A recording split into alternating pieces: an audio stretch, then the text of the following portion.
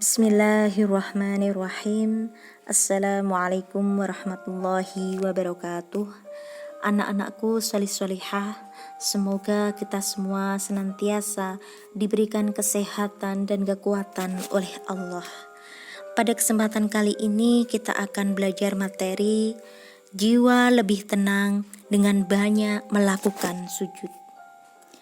Anak-anakku, pernahkah kalian melihat seseorang yang dibantu dengan tabung oksigen untuk bernafas? Seseorang yang harus dibantu dengan kaki palsu ataupun tongkat untuk berjalan? Pernahkah mereka putus asa dan menyerah dengan keadaan mereka? Ternyata mereka tetap optimis dan selalu mensyukuri nikmat-nikmat lain yang telah Allah berikan kepadanya. Lalu bagaimana dengan kita? Sudahkah kita bersyukur hari ini? Wahai anak solih, menjadi orang yang pandai bersyukur itu sangatlah penting. Orang yang pandai bersyukur tidak akan terjerumus kepada kesombongan. Sehebat apapun manusia, dia tetaplah seorang hamba. Oleh karena itu, kita selalu diperintahkan untuk sujud dan merendahkan diri di hadapan Allah Subhanahu wa Ta'ala. Semoga dengan bersujud, hati dan jiwa kita menjadi lebih tenang. Sujud merupakan salah satu bentuk kepasrahan dan penghambaan diri kepada Allah Subhanahu wa Ta'ala. Adapun posisi sujud ialah dahi, telapak tangan, kaki dan lutut semua menempel ke tanah atau alas sujud. Macam-macam sujud. Adapun yang kita bahas adalah sujud-sujud yang dilakukan di luar rukun sholat. Yaitu ada 3 yang akan kita pelajari. Yang pertama, sujud syukur. Kedua, sujud sahwi. Ketiga, sujud tilawah. Kita pelajari satu persatu sujud syukur, yaitu sujud yang dilakukan ketika seseorang memperoleh kenikmatan dari Allah Subhanahu wa Ta'ala atau telah terhindar dari bahaya. Dasar hukum sujud syukur ialah an Abi Bakrata anna Nabiyya sallallahu alaihi wasallam kana idza atahu amri yassarahu aw busyira bihi kharra sajidan syukra lillahi ta'ala. Rawahu Abu Dawud wa Ibnu Majah wa Tirmidzi ahsanah. Artinya dari Abu Bakrah, sesungguhnya Rasulullah Shallallahu Alaihi Wasallam apabila mendapat sesuatu yang menyenangkan atau diberi kabar gembira, segeralah tunduk sujud sebagai tanda syukur kepada Allah Subhanahu Wa Taala. Hadis riwayat Abu Dawud, Ibnu Majah dan At-Tirmidzi. Sebab-sebab melakukan sujud syukur. Yang pertama, karena mendapat nikmat dari Allah Subhanahu wa Ta'ala. Kedua, terhindar dari bahaya atau kesusahan yang besar. Allah Subhanahu wa Ta'ala berfirman, A'udzu billahi minasyaitonir rajim. Bismillahirrahmanirrahim. Wa idz ta'adzana rabbakum la in syakartum la azidannakum wa la in kafartum inna 'adzabi lasyadid. Yang artinya, dan ingatlah juga tatkala Tuhanmu memaklumkan, sesungguhnya jika kamu bersyukur, pasti kami akan menambah nikmat kepadamu. Dan jika kamu mengingkari nikmatku, maka sesungguhnya azabku sangat pedih. Quran Surah Ibrahim ayat 7. Nah, bagaimana tata cara sujud syukur? Yang pertama ialah menghadap kiblat. Yang kedua, niat untuk sujud syukur. Bunyinya bagaimana? Bismillahirrahmanirrahim. Nawaitu sujudas syukri sunnatan lillahi ta'ala. Artinya, saya niat melakukan sujud syukur sunnah karena Allah Ta'ala. Seperti gambar yang tampak pada layar, itu adalah seorang pemain sepak bola yang sedang melakukan sujud syukur.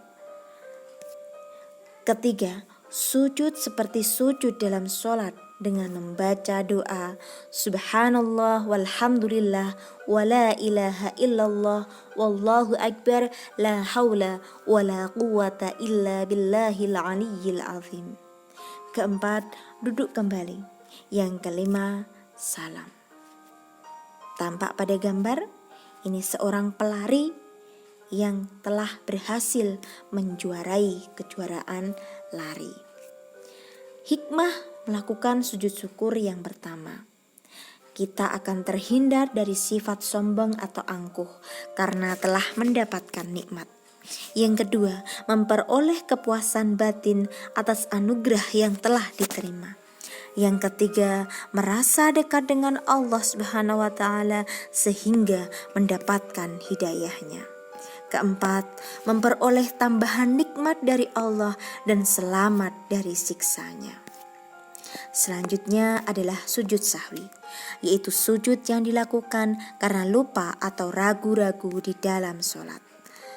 Sujudnya dilakukan 2 kali dan dilakukan setelah membaca tahiyat akhir sebelum salam.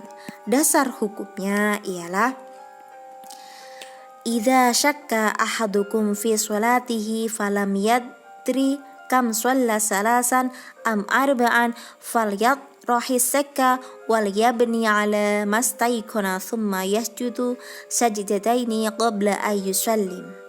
Yang artinya, apabila salah seorang dari kalian ragu dalam sholatnya dan tidak mengetahui berapa rakaat dia sholat, 3 ataukah 4 rakaat, maka buanglah keraguan dan ambillah yang yakin. Kemudian sujudlah 2 kali sebelum salam. Hadis riwayat Ahmad dan Muslim. Sebab-sebab dilakukannya sujud sahwi.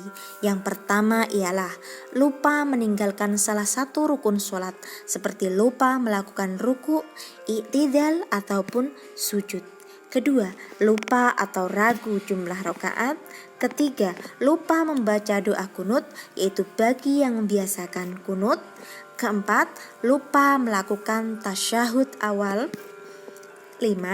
Kelebihan atau kekurangan dalam jumlah rakaat.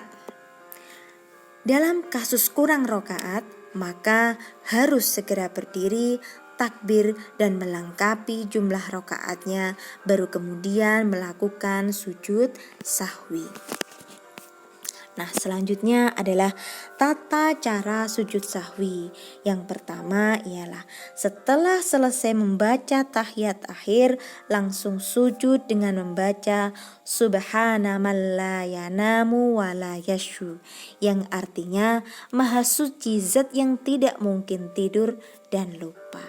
Kemudian bangun dari sujud disertai dengan mengucapkan takbir, kemudian duduk sebentar, lalu takbir dan dilanjutkan sujud lagi dengan doa yang sama. Subhana man la yanamu wa la yashu. Kemudian duduk kembali dan diakhiri dengan salam. Nah, hikmah melakukan sujud sahwi ialah manusia tidak boleh sombong dan angkuh karena manusia adalah tempat salah dan lupa. Kedua, orang yang berbuat salah dan lupa harus segera memohon ampun kepada Allah Subhanahu wa Ta'ala. Ketiga, kita diajarkan untuk bisa memahami bahwa orang lain juga bisa salah. Jika ada orang mengakui kesalahan dan minta maaf, maka kita harus segera memberi maaf. Selanjutnya adalah sujud tilawah, yaitu sujud yang dilakukan karena membaca ayat-ayat sajdah dalam Al-Quran ketika sholat maupun di luar sholat, baik pada saat membaca atau menghafal sendiri atau bahkan pada saat mendengarkannya. Dasar hukumnya ialah kana Rasulullah sallallahu alaihi wasallam yaqra'u alaina al-Qur'an fa idza marra bi sajdati kabbar wa sajada wa sajadna ma'ahu, yang artinya adalah Nabi membacakan Al-Qur'an kepada kita, maka ketika melewati ayat sajdah beliau bertakbir dan bersujud dan kami pun bersujud bersamanya. Hadis riwayat Imam Abu Daud. Sebab-sebab dilakukannya sujud tilawah. Karena apa? Karena pada saat membaca atau mendengarkan bacaan ayat-ayat sajdah, baik itu pada sholat maupun di luar sholat. Ayat sajdah sendiri berjumlah 15. Yang pertama, Quran Surah Al-A'raf ayat 206. Kedua, Quran Surah Ar-Ra'd ayat 15. Ketiga, Quran Surah An-Nahl ayat 49. 4. Quran Surah Al-Isra ayat 109. Kelima, Quran Surah Al-Hajj ayat 18. 6. Quran Surah Maryam ayat 58. Ketujuh, Quran Surah Al-Hajj ayat 77. 8. Quran Surah Al-Furqan ayat 60. 9. Quran Surah An-Naml ayat 25. 10. Quran Surah Al-Sajdah ayat 15. 11. Quran Surah Shad ayat 24. 12. Quran Surah Fussilat ayat 38. 13. Quran Surah An-Najm ayat 62. 14. Quran Surah Al-Insyiqaq ayat 21. 15. Quran Surah Al-Alaq ayat 19. Nah, selanjutnya syarat-syarat ketika melakukan sujud tilawah yakni ada 3. Yang pertama, suci dari hadas dan najis. Kedua, menghadap kiblat. Yang ketiga adalah menutup aurat. Adapun rukun sujud tilawah ialah ada 5. Yang pertama niat, kemudian takbiratul ihram, kemudian sujud 1 kali diawali bacaan takbir, kemudian duduk setelah sujud tanpa membaca tasahud, dan kemudian salam. Nah, tata cara sujud tilawah di luar sholat bagaimana? Yang pertama, berdiri menghadap kiblat, kemudian berniat melakukan sujud tilawah takbiratul ihram. 4. Sujud 1 kali dengan membaca sajada wajhiya lilladzi khalaqahu wa sawwarahu wa syaqqa sam'ahu wa basarahu bihaulihi wa quwwatihi, yang artinya aku bersujud kepada Tuhan yang menjadikan diriku, Tuhan yang membukakan pendengaran dan penglihatan dengan kekuasaannya. Kemudian duduk sejenak dan diakhiri dengan salam.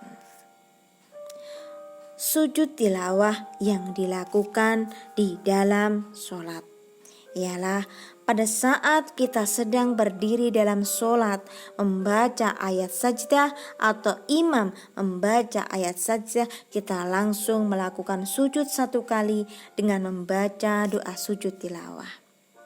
Kemudian setelah selesai melakukan sujud tilawah, kita langsung berdiri lagi dan melanjutkan sholat kembali. Adapun hikmah dari sujud tilawah ialah yang pertama, dijauhkan dari godaan setan. Kedua, lebih menghayati bacaan dan makna Al-Quran yang sedang dibaca. Yang ketiga, mendekatkan diri kepada Allah Subhanahu wa Ta'ala. Terima kasih atas perhatiannya. Jangan lupa like dan subscribe. Semoga bermanfaat. Kurang lebihnya mohon maaf. Wassalamualaikum warahmatullahi wabarakatuh.